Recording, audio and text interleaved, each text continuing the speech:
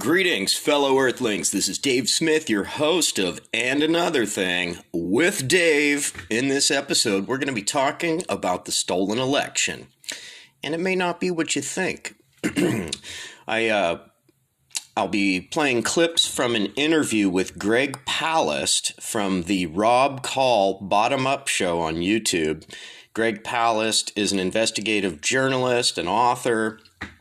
He uncovered the stolen Bush election back in 2000, and he's at it again, and he has found a bunch of crazy information on the election. So stay tuned for that. And then I've also got some clips from Redacted tonight about the CIA's failed coups. Four of the CIA's past coups have now been reversed or failed, and the people have seized power back, which is a fantastic thing. Tony Schultz and I will be discussing these issues and more: the stolen election, CIA coups, and much, much more. So please enjoy the episode, and if you do dig what we're doing, please do share with friends and subscribe. Thank you very much.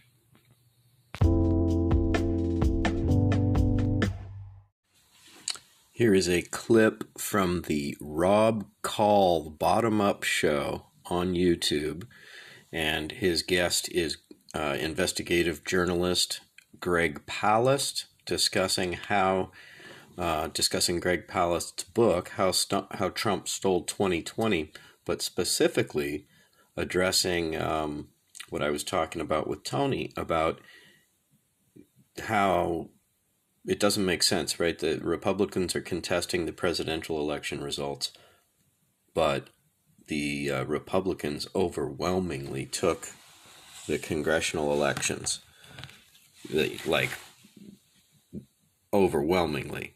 So it looks like there's some issues there. And Greg Palast goes into detail on that right here, and he's going to talk about it. So let's listen here.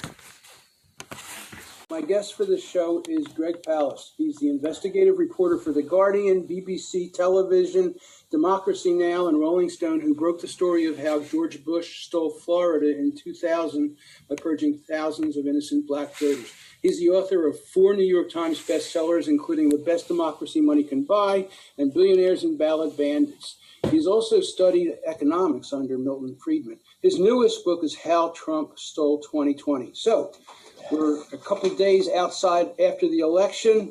What's your take on what happened? How did your predictions pan out? And what are your analysis of how Trump stole 2020 and how the Republicans did it too? Because that's really what your book also talks about.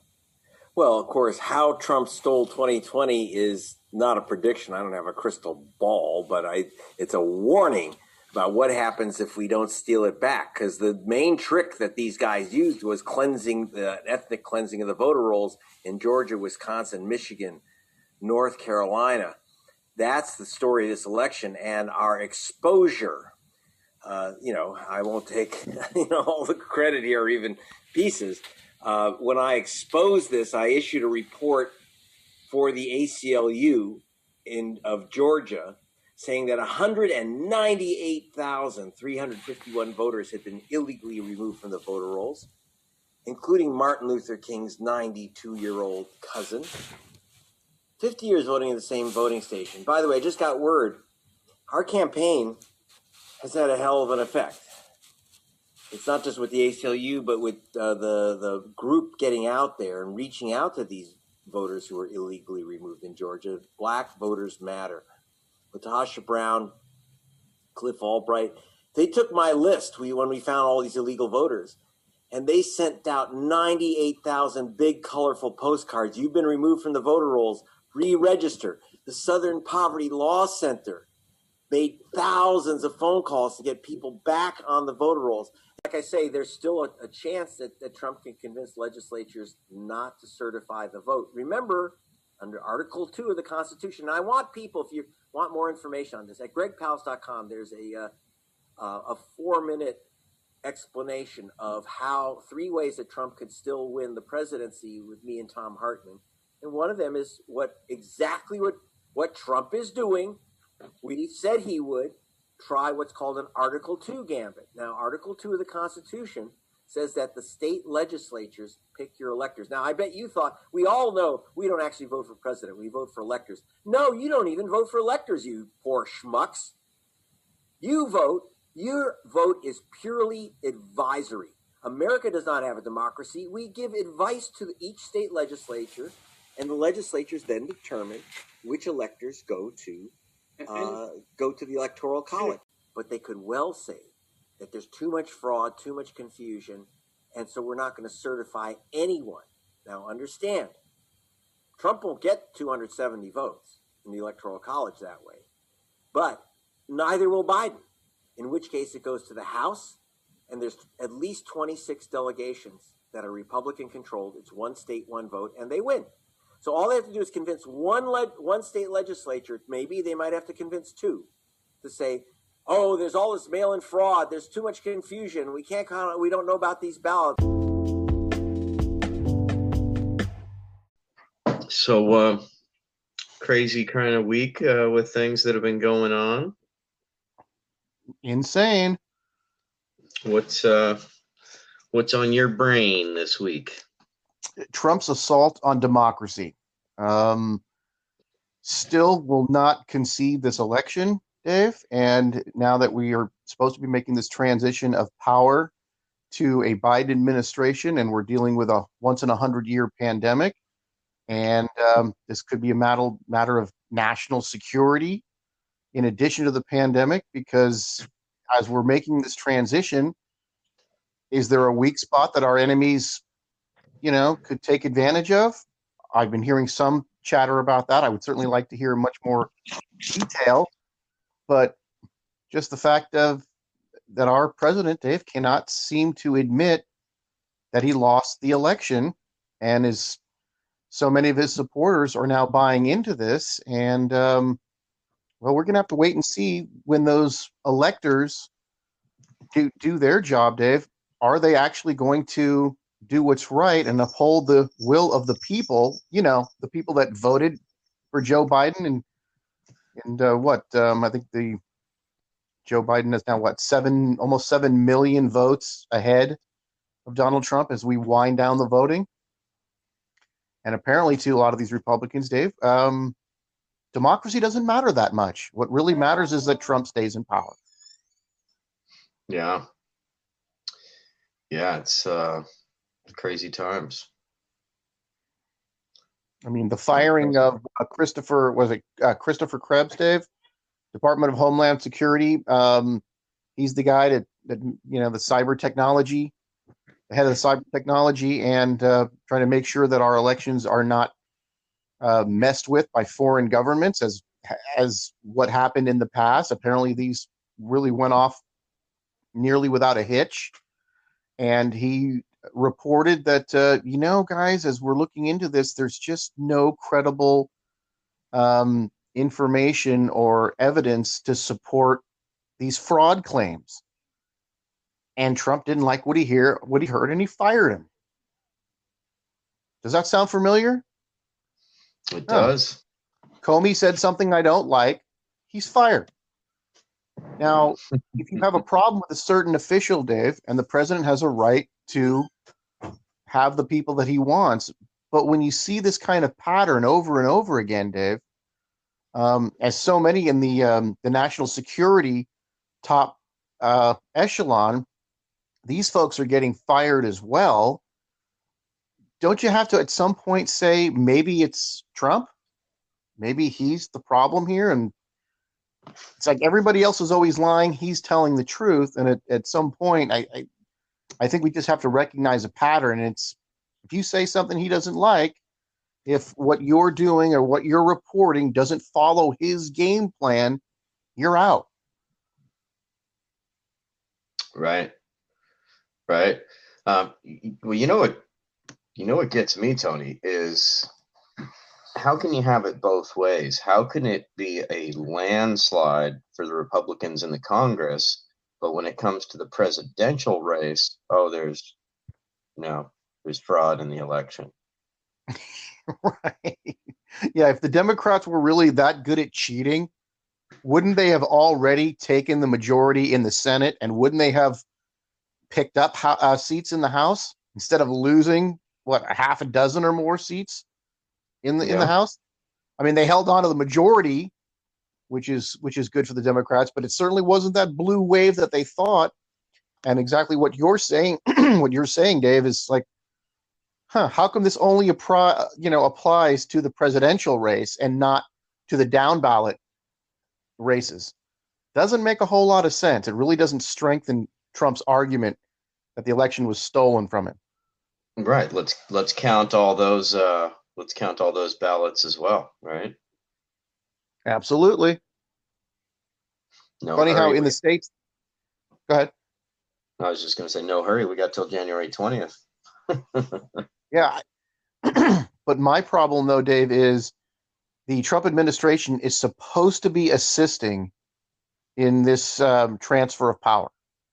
And that is, like I said, for national security reasons. And how about a little integrity for our democracy, Dave? How about a little, good sportsmanship, maybe? A little class. How about that? Yeah. Well, maybe not. That would be a first for him. Yeah. And Showing say what you want about Hillary Clinton, but Hillary Clinton did call Donald Trump the night of the election when she had clearly lost, and she congratulated him. And then the next day, Dave, she formally conceded and, made her speech and said that we've got to get behind Donald Trump, and we're all going to hope that he is, going to have a successful presidency. And that doesn't mean you go along with everything he wants to do. There's still the opposition, but they clearly acknowledge that he has won. And then sometime after that, Obama had him into the White House, and the Obama team was, okay, let's turn the reins over these guys. This is how, this is the information that we have, just like you're supposed to do that. And the Trump administration is refusing to do that now with Joe Biden. So I don't want to hear these Republicans tell us that the the whataboutism, Dave, right? Or the they did it too. I don't want to hear this kind of stuff anymore because it's simply not true. No, there's no basis for it, and that's just deflecting away from, two evils don't make a right, two wrongs don't make a right. And that's, what about Obama did? Well, I'm not a big Obama fan. What about what we're talking about? Yeah. What about the here and now? What's best for the country here and now? And besides that, if you're talking about Obama did this, so now it's okay for Trump, but some of those people, Dave, they hate Obama. So why are you okay with Trump doing it now if you hated that Obama did it before? It's this Right. if it's the same kind of behavior, doesn't it still piss you off? Or does it just piss you off when the other guy did it? Exactly. Yeah, well, and if somebody says that kind of bullshit, then they're just a party loyalist. Yeah. Trumpanzee, as you might say, David. A Trump chump. It's one of my favorite ones, the Trumpanzees. Unreal. Yep. And Dave, let's have a little sympathy for Joe Biden. Because people make fun of him because he's so old, Dave, and maybe he's losing half a step. I don't want to absolutely say that he is because I hear him talk and he actually sounds okay, but there are some times, Dave, when he'll stutter or miss a word, and it's never because you just stuttered or miss a word when you're in your late 70s, right, Dave? It's like the athlete. It's like the aging athlete, Dave. If they make a mistake or something happens, it's not just because they made a mistake. It's because they're old, right? Yeah. You kind of always tag them with that. And that's the kind of same thing with Joe Biden, because I wonder to myself, Joe, do you really want this job? Are you sure you want to do this right now? You're inheriting one of the worst situations, Dave. I mean, let's go back in history and take a look at this, Dave.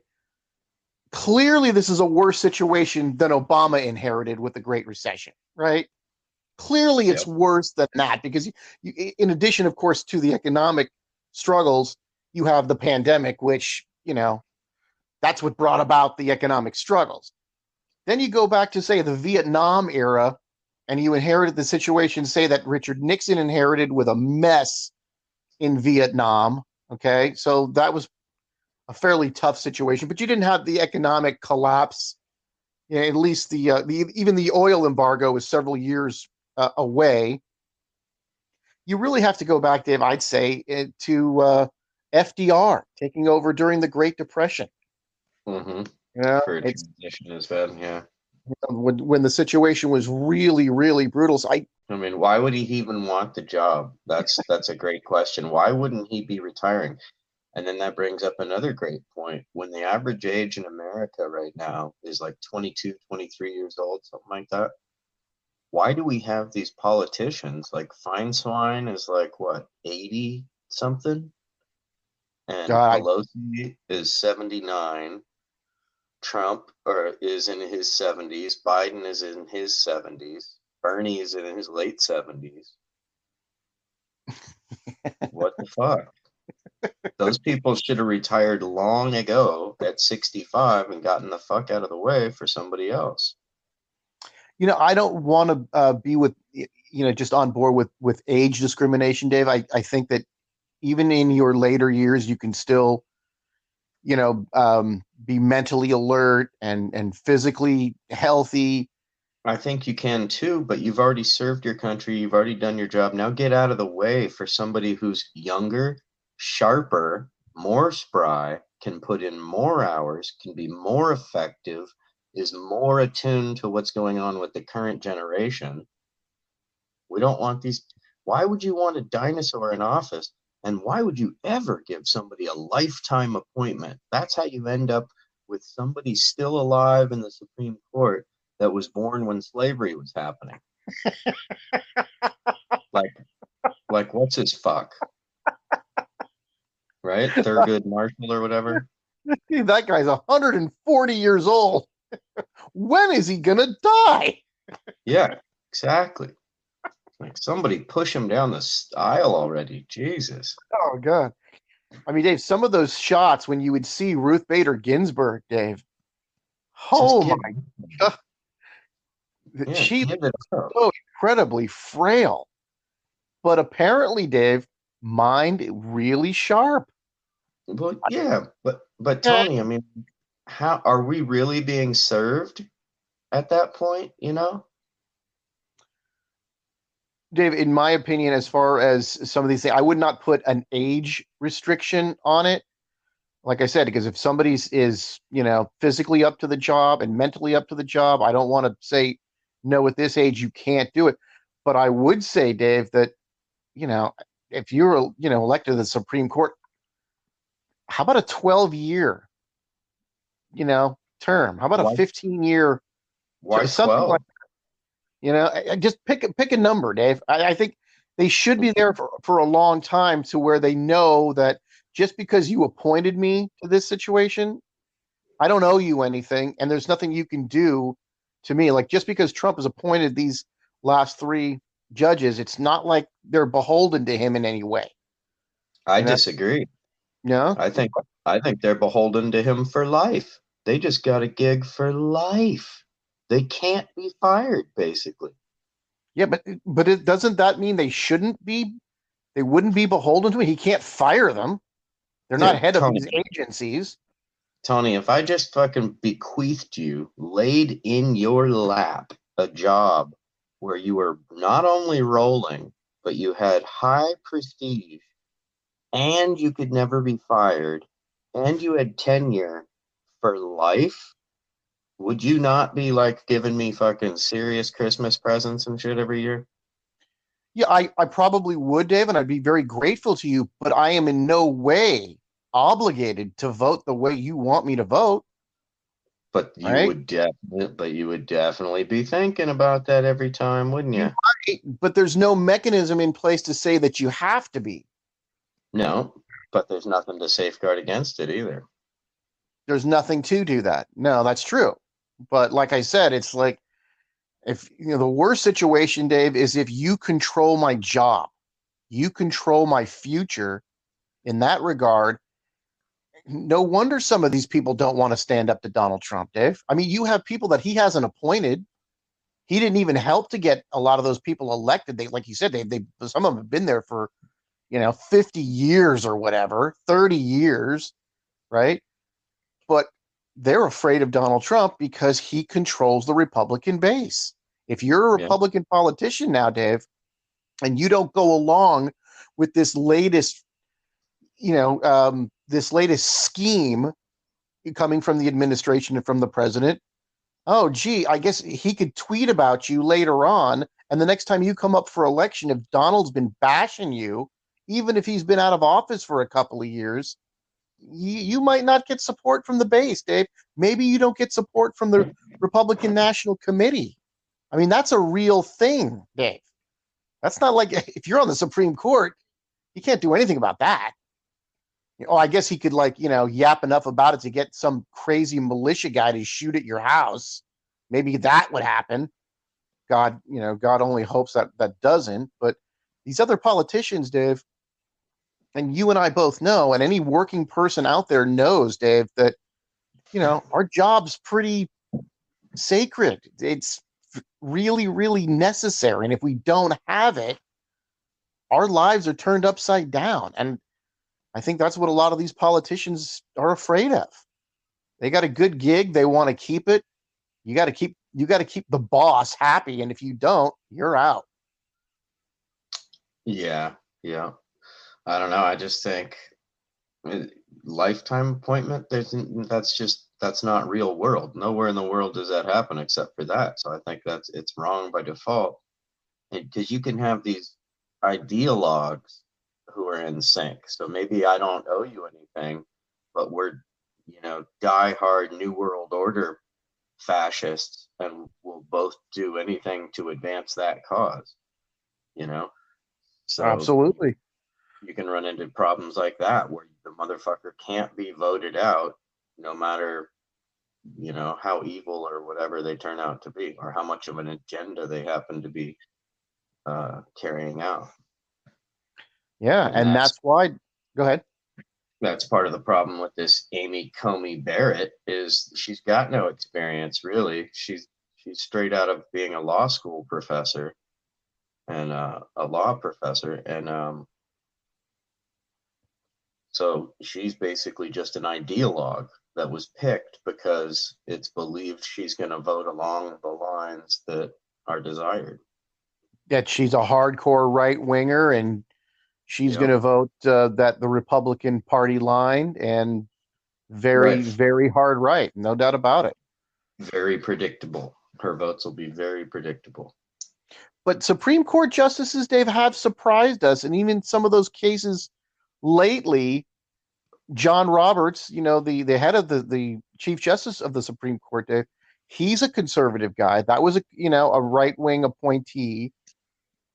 And so sometimes it doesn't always go the way you think. But I get what you mean, Dave. But Dave, that's why those kind of things are important. These elections are important because, if you don't want this hardcore switch to the right and you want more, left-wing justices, in the judicial system, then, Democratic politicians have to win more elections. How do they lose so fucking always?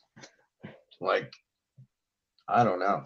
I think, well, don't even get me started. I think the Democratic Party has merged with the Republican Party. The Republican Party has gone further right and drug the Democratic Party along with it, so that the Democratic Party is now like center right. Mm-hmm. And there's nothing on the left. And proof is how Bernie got screwed. And Biden's in last place, and all of a sudden he's the pick. Like, what? Nobody was showing up to Biden rallies, and Bernie was filling stadiums. Yeah, Joe Biden's not exactly a firebrand, Dave. And right now, I am pro Biden because he beat Donald Trump by default. Right. Yeah, well, not but well because he got it done, Dave. But And I it's think the most two evils bullshit though. Again, yeah, nobody wanted him, but they're like, oh, it's fucking better than Trump though. yeah, that's the truth. I've never heard That's the truth. anybody be like, oh yeah, he was my first choice. You don't hear that. Joe Biden's not a guy that really stands out, Dave. I mean, he's been in another one of those guys that you're talking about that's been there a million years. I mean, I guess I would, need to do a lot more research and find out exactly what's made him a good politician, what's made him a guy that's served the people well. Not really sure about that, Dave. I got to tell you, I mean, some of the legislation that I heard that he's been a part of is not all that great. But again, he at least, knocked off Donald Trump. And hopefully here on January the 20th, Dave, we can talk about Donald Trump in past tense. And that will be a very good day. Have you ever heard the quote by Biden when he was saying he tried to prostitute himself to big donors when he was younger? I have not. Okay, you got to check this out. This is hilarious. Senator, I'm sure that you would agree that your service in the Senate up to this point has not reflected any particular concern for the larger contributors. Well, the fortunate thing is I didn't have many larger contributors, and the only reason... See, I went to the big guys for the money. I was ready to prostitute myself in the manner in which I talked about it. But what happened was they said, come back when you're 40, son. And so I had to go out. Brutal. That's Joe Biden admitting that he was willing to prostitute himself for large donors and people cheering. Wow. So there he is talking about being willing to prostitute himself. Yeah, that didn't sound good then. It certainly doesn't sound good in hindsight, does it? No, right? And I was willing to sell out to the highest bidder. I was willing to whore myself. Right. Be a political whore. Oh my goodness, thanks. Thanks, Joe. Yeah. So interesting. Apparently he's racking his cabinet with Wall Street, Big Pharma, weapons manufacturers, pro-war people. Wow. And that is going to be Tucker Carlson 2024. Yeah, it's almost a shoe-in, right? It's coming. Yeah, exactly. That's what everybody says, is that it'll swing back harder to the right. Well, you and I have said it once. We've said it 1,000 times, Dave, and I think you were the one who brought it up first, and that if the Democrats do not have a successful administration here, and the way I put it was, if the poor and working class people aren't doing significantly better, and if the economy, the overall economy, has to do well, you have a big hole to dig out of now, and at some point, Dave, we've got to see this deficit start to come down so we can at least look into the future and say, a couple of years from now, if we stay on this current trajectory, the debt is going to start to come down, because I think at last total, Dave, we're at 30 trillion in debt now. I think the pile has grown to 30 trillion at some point, Dave. Yeah, it's just mind-boggling. People are not going to accept our credit anymore, Dave. Just because the American government says this dollar bill is worth something, after a while, just because they say it doesn't make it so. If China calls in the debt, we're screwed. Yeah. I guess we're going to have to make friends with them. I guess we're going to have to put up with some of the stuff that they do, right? I think what are they doing now with Muslims, Dave? Right? Aren't they locking up their Muslim community? There's a Not major sure. problem. I forgot what the name of with the Uyghurs. name. I'm sorry. The Uyghurs. I think right. Thank you, Dave. Apparently, there a lot of that social justice doesn't apply there. Something that we should not be okay with here in America. But at some point, Dave, aren't we going to be kind of subservient to them because of this debt? Well, and isn't it kind of hypocritical for us to point a finger about them not treating their native peoples so great? Yeah, I mean, if but especially if you look back in history, that shows. I was just thinking kind of, about the larger picture that, here we are about a week away from Thanksgiving. And, I don't know, the United States really has no ground to stand on as far as how we treat our own people, how we treat foreign peoples. Yeah, there's a long running strain of hypocrisy. Yeah. In that, and I just was watching an episode of Redacted tonight, and do you ever tune into that? I have not seen that in quite a while. I do like him though. Yeah, Lee Camp. It's been a while. Lee Camp, thank you. It's been a while since I've seen one. And so he did a great monologue about the CIA's failing coups and about how their shit's coming back to haunt them. And well, as a matter of fact, I just so happen to have a clip right here, buddy. The people of Bolivia voted overwhelmingly to return Evo Morales' MAS party to power 1 year after a U.S. applauded coup. And U.S. applauded coup is the polite way of saying U.S.-backed coup. The MAS party won over 52% of the vote, destroying the other candidates in what's called a democratic election. Unfortunately, here in the U.S., we don't really have the option to vote out the oligarchy, the pro-corporate shitheads. Instead, the only two parties that get any media attention and easy ballot access both represent the oligarchy.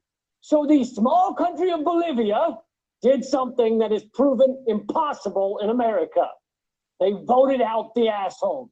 And it wasn't easy. They even secure another election, they had to endlessly protest and demand the return of their democracy in the face of violent right-wing thugs. So congrats to the people of Bolivia. Moving on to this year's next U.S.-backed coup failure, we go to beautiful Venezuela. Most of you know Venezuela has been the victim of America's endless efforts to destroy them. Currently, we have economic sanctions on them that have killed at least 40,000, probably more like 100,000, who's counting over the past few years. But beyond that, there was the attempted invasion of Venezuela, which ended up looking like Three Stooges decided to become Blackwater mercenaries. Even American neoliberal media had to call out the ridiculous failed coup attempt in May of this year. The group of 60 armed men didn't even get to the mainland before they were spotted by fishermen. They were stopped by fishermen and then captured by the Venezuelan military, with 8 of them killed in a shootout. The mission and the funding was signed off on by self-proclaimed President Juan Guaido, who Donald Trump and Nancy Pelosi both claim is the president of Venezuela, even though no one has ever voted for him to be president of Venezuela. You know what a time to be really fucking scared is when the Democrats and Republicans all agree.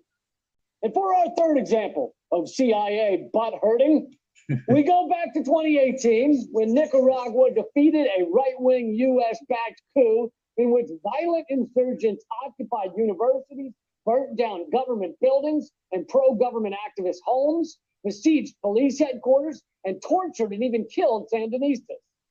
But it wasn't enough. Even with our Western media falsely claiming the violence was only on the side of the government, luckily the people of Nicaragua saw through the violence and pushed back, and the U.S.-supported coup never took hold.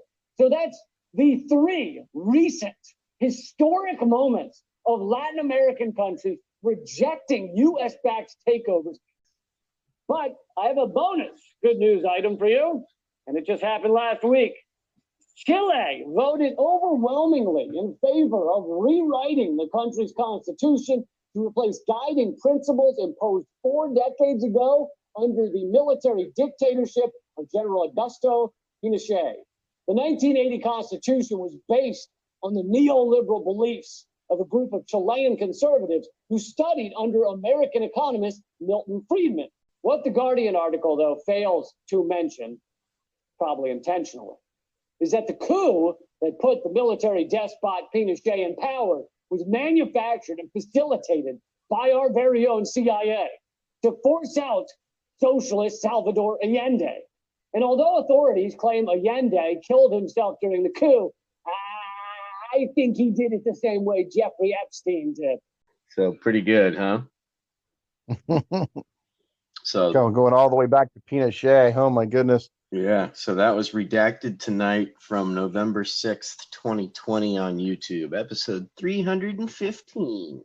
Yeah, our foreign policies, we got a lot of stuff to answer for on that. Yeah, well, and you know what's crazy? So I did an episode about presidential pardoning the other day, and you know what's crazy is George Bush Sr. pardoned war criminals that were guilty of war crimes in Central and South America that then ended up popping up in the Trump administration as guess what? Foreign envoys to Central and South America. Wow. And that is John Bolton and Elliot Abrams.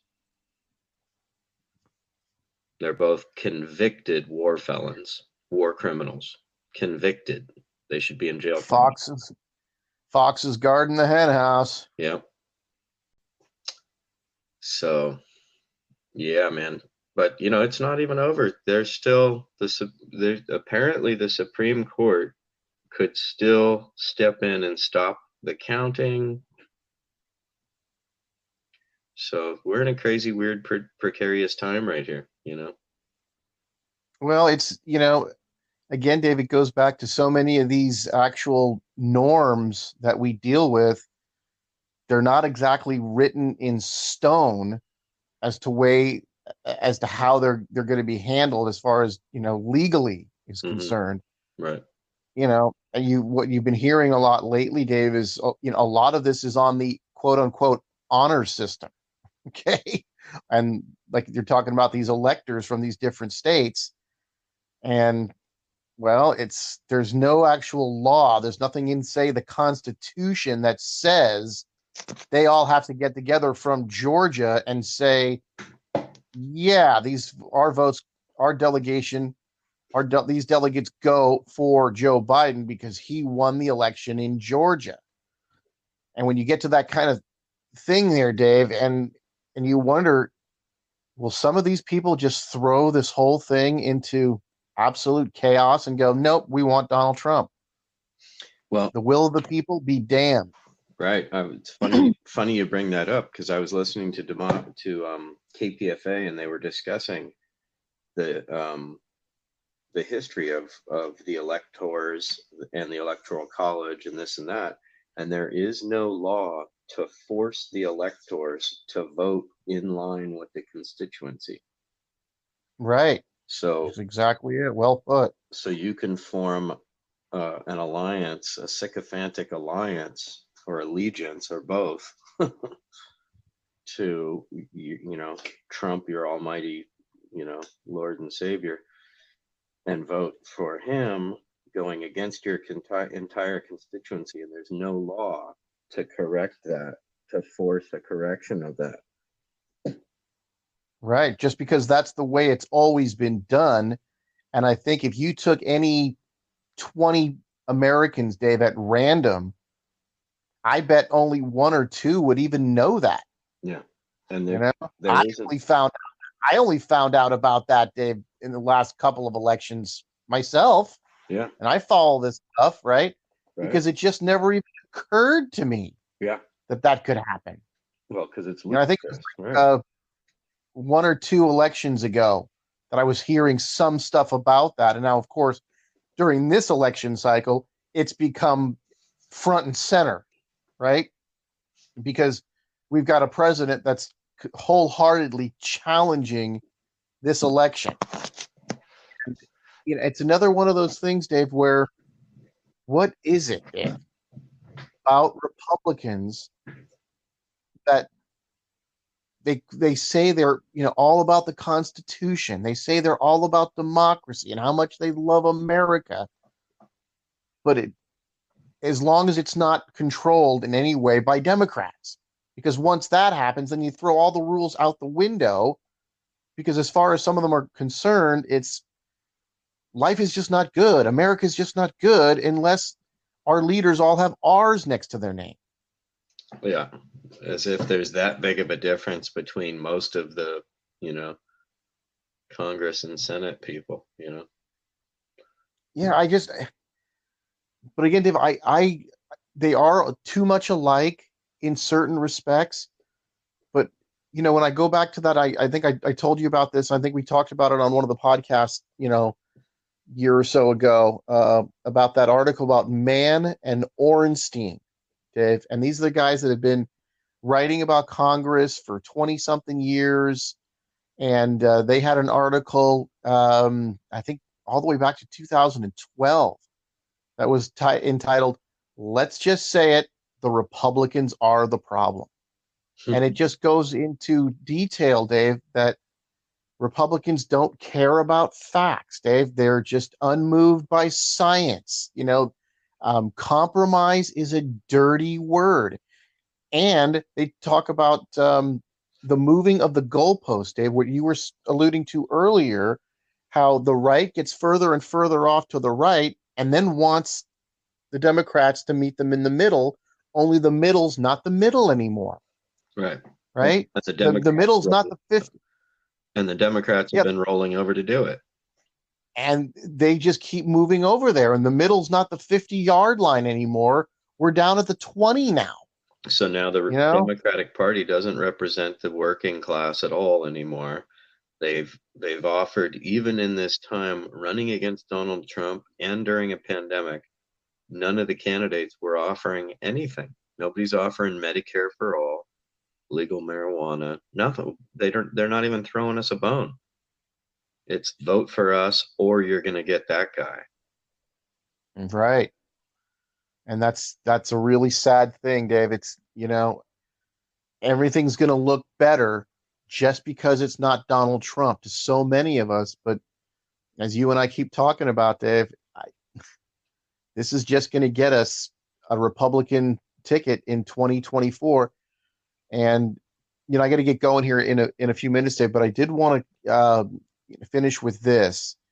I was listening to Bill Maher, watching his show on Friday night, and he was talking about the election and, historical in the sense, Dave, that more people came out to vote than ever before, and that Joe Biden got more votes for president than anybody in our history, which is absolutely fantastic in terms of participation in our democratic process.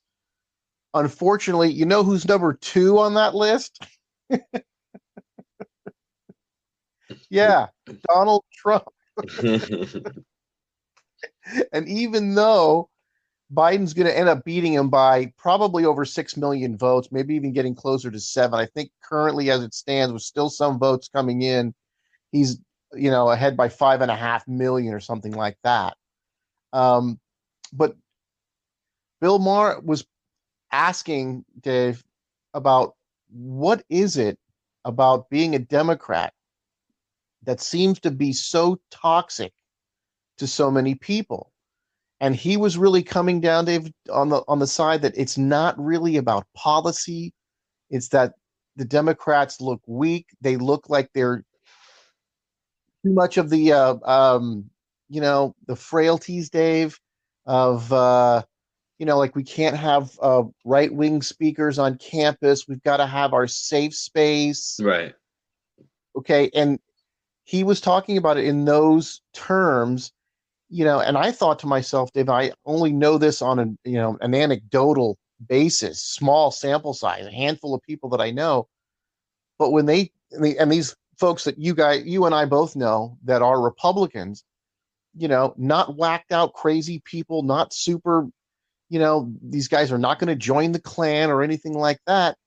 But they talk about some of these issues, some of these culture war type of stuff, and they look at it and go, I can't vote for Democrats that want to do this. And then Kyle Kulinski, Dave, I caught his show, and he was talking about the Bill Maher show, and Kulinski was very critical of Maher making those statements. So I guess what I'm trying to pose to you, Dave, is what is it that, even though given all the things that we've talked about and all the things that have gone wrong with the Trump administration, all the racism and the lying and just the fact, Dave, that everything's fallen apart the way he's handled the pandemic, locking up kids in cages, just go on, one after the other, and still 70 plus million people, it'll probably be up to 73 when it's all said and done, 73 million people voted for Donald Trump. So what is it, Dave? Is it these culture things? Is it like these Please riff on this. I think what is going on here? I think it's a number of things. I can't put my finger on any one thing, but it is definitely scary that many people drank the Kool-Aid, the orange Kool-Aid, and hook, line, and sinker. I mean, I can't believe it. And it doesn't even matter what the facts are. Doesn't matter that the swamp's overflowing. Doesn't matter that he hasn't gotten us out of any of the wars, or that he didn't build the border wall, or that he's locking up and separating kids from their families and putting them in cages, and that, 245 of them, they can't find the families. I heard a couple of different numbers, but it's a lot. A lot. And a federal judge told them, okay, so this isn't just opinion, folks. The federal judge has told them, you cannot separate these people from their families. The ones that you have, you've got to reunite them. Yeah. That has come down from the judiciary. Okay, this is not just a bunch of left-wingers crying foul, at the Trump administration. And, take this into context too, Dave, where the gasoline that Donald Trump has thrown on race relations, always simmering at the edges, right, Dave?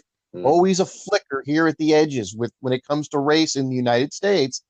And Donald Trump, I mean, far from just stoking the flames, Dave, I'm just saying, take that gas nozzle and just pump gasoline all over it, because that's exactly what he's done. And yet, people that you and I know, Dave, that aren't lunatic fringe people, right, still look at all of this and say, this is my guy. What is it? Yeah, well, those must have been the same type of personalities that would have been supporting Hitler. Right? Just kind of want an authority figure to, somebody that's going to make it all right. Well, you know what? No one person can make it all right for you. Sorry. Daddy's not going to fix it for you. And I don't know about either of their father issues, but that might be something to look into on a psychological level, is for these Trump sycophants. I wonder what their relationship with their father was like. Are they really craving an authority figure? Like, I have this one female friend that's a total, she drank the Kool-Aid long ago. And oh yes, we've talked about that many times.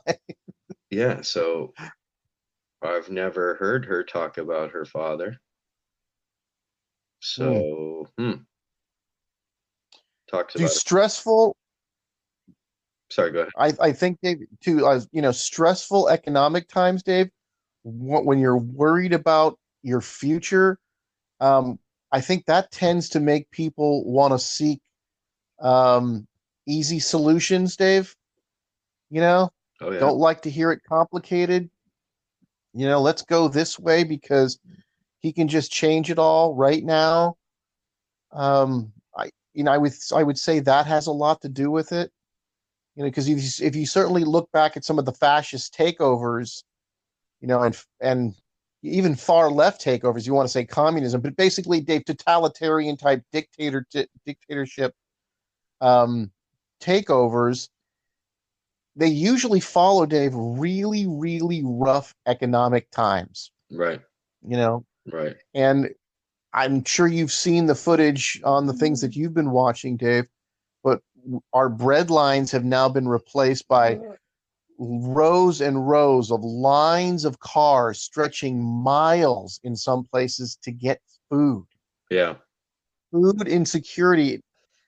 I mean, if you're food insecure, Dave, chances are you're pretty insecure about your job. You're pretty insecure about where you're going to live, right? I mean, if you're that desperate just to put food on the table, paying the rent, and having employment, that I would just say that goes hand in hand, that's probably not a good situation for you either.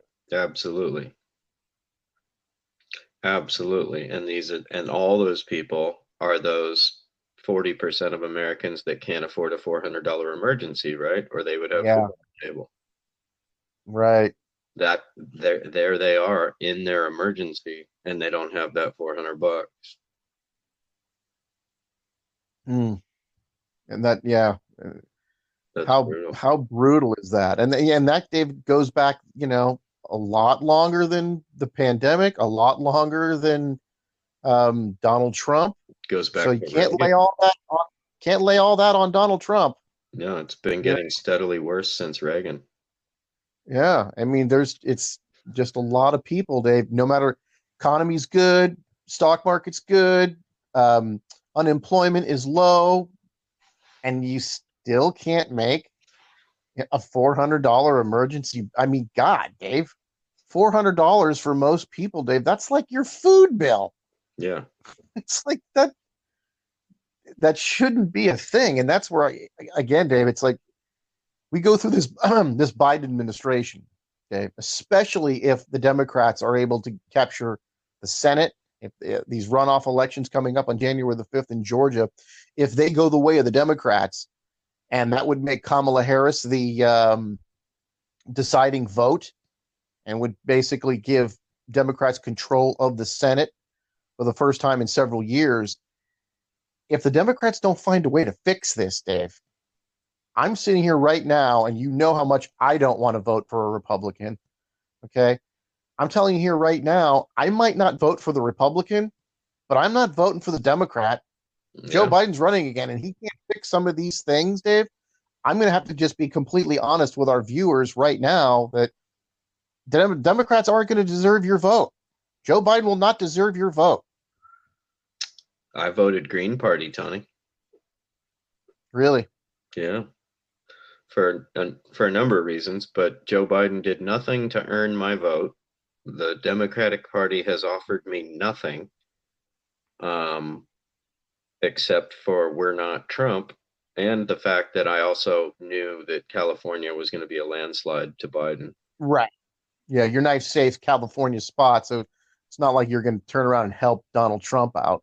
So I was trying to help the Green Party get their numbers up so they'd look better next time around.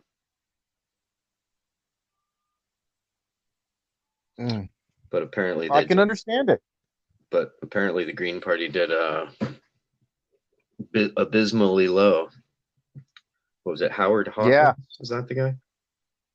Dave, I was just going to ask you, who is fronting the Green Party these days? Hawkins. I'm not real familiar, but you know, I don't need to go any deeper with the Green Party than they're the ones that came up with the Green New Deal. So big fan. And that's one thing, no matter who's in, is nobody was talking about climate change being the number one emergency facing humanity right now.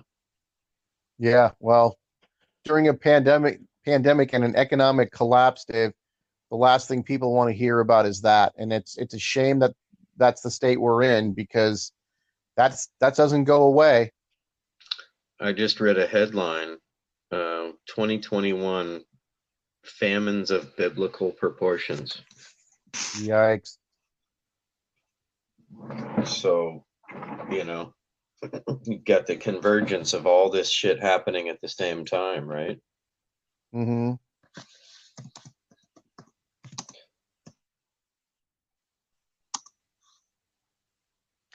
Dave, I did want to finish with this. I want to get back to that, what Kyle Kalinske was saying the other day when he was talking about the Democratic Party moving further to the right, and some of the candidates that lost talking about how defund the police was killing them, stuff like that. Not, kind of thinking that, silence is violence, but looting is not.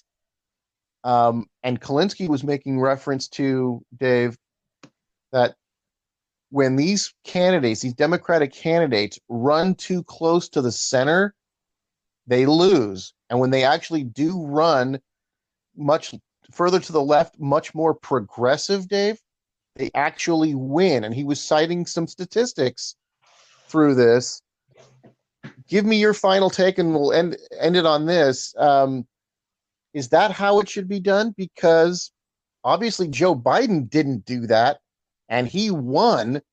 But the down ballot folks, it seems that people really want them to be, David, more progressive. Absolutely. And I saw thanks to the Jimmy Dore show, shout out to Jimmy Dore for keeping it real and criticizing both sides and not taking, a party preference, but keeping it real. He pointed out. Well, because the way I look at it, David, and I'm getting mixed messages here, because it seems like for a lot of voters, Dave, that if you are too far to the left, it seems to scare a lot of people. We get back to that, oh my God, socialism is going to get us. We're going to end up like Venezuela. But if you look at some of those races, as Kalinske was, and he's saying, no, actually, a lot of these voters, these Democratic voters, are not going to turn out for you if you don't run in a more progressive slant. And I'm just, again here, I just don't know what to make of this, Dave. Which is it? Because you want to win elections, but at the same time, what are we doing, Dave, if we're not leaning to our progressive values? And I'm not an ideologue. I just want to get back to trickle-down economics doesn't work. We don't need to spend so much on the damn military. Bring a bunch of our troops home, and rich people have to pay more in taxes. Yeah, I agree with you on all those points. I guess I am a bit of an ideologue. I think we should have free college education, and healthcare is a human right. And I remember what my brain fart was. And thanks again for Jimmy Dore for giving the shout out about Fox News reporting that 72% of Fox News viewers favored government-run healthcare. So my God, I forget what that shocks me. There were two different categories. So strongly favor and mildly favor or moderately favor, but those two numbers added up to 72%. So 72% strongly favor and somewhat favor. So 72% of Fox viewers favor government-run healthcare. So if that's Fox viewers, then yeah, exactly. The Democratic Party could go so far left, and we would go with it. I mean, look at Bernie's platform. He was filling stadiums. Yeah. So very supportive. Really hoping he was going to win. Yep. And I think, and to close it down, I think we need to move to more of a representational government so that, Bernie would have a seat at the table. A little more proportional representation. Yeah, absolutely. And that, so even if, Bernie was to run, or somebody like Bernie from the progressive side was to run against the centrist Democrats, Dave, which, would split the party, at least they would get representation, in proportion to the number of votes they get, instead of just you lose, you get nothing. Right. So even if we had more Republicans in the Senate or in the House, we would at least have more progressives, more true progressives there. Right. And would just be much more represent who we really are as a country a lot more. Absolutely. So, Dave? Yes, sir. I thought you cut out there for a second. But anyway, Dave, that is going to wrap it up for me. I just want to say good night to you, and I will be talking to you soon. Thanks for tuning in, Tony. Look forward to our next conversation. Have a great night, buddy. Good night, everybody. Good night.